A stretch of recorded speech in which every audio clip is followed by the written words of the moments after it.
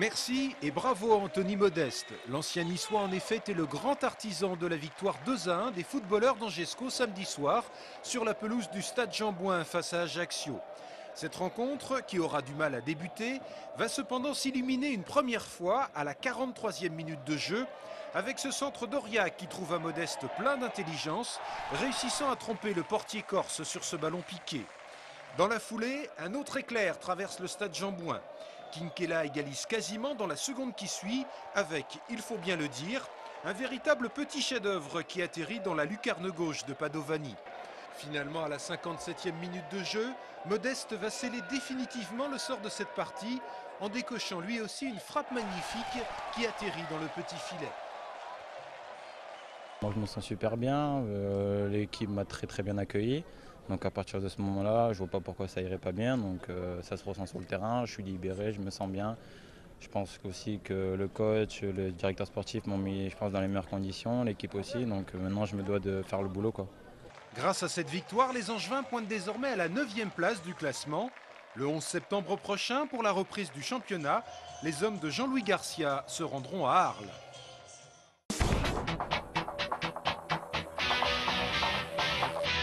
Bravo à Julien Bain et Cédric Berest. Le rameur angevin et son coéquipier ont bataillé ferme pour revenir et décrocher l'argent en 2 coupes mondiaux de Poznan en Pologne. C'est très honorable. Prochain objectif, les Jeux de Londres en 2012.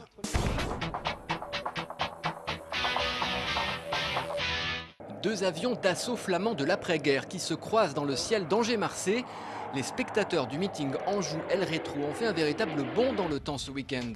Les avions présentés sont tous d'époque, comme ce Ryan Pitty anglais, au bruit inimitable. Mais la star, c'était ce DC-3, un avion tout simplement mythique. Il a été construit en 1943. Il a participé au débarquement de Normandie. Il a largué des paras au-dessus, notamment de Sainte-Mère-l'Église, bien connue. On a fêté le 60e il n'y a pas longtemps. Et il a terminé sa carrière dans l'armée américaine à la bataille d'Arnhem.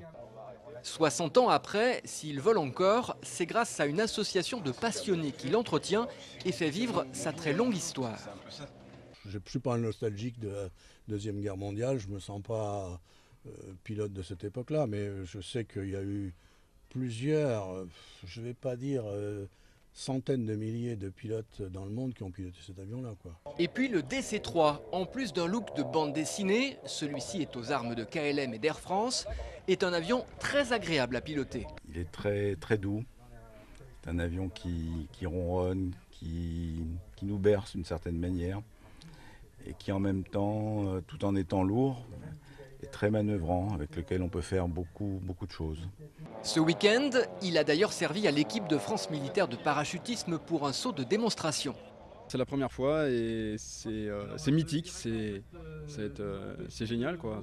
C'est une grande découverte.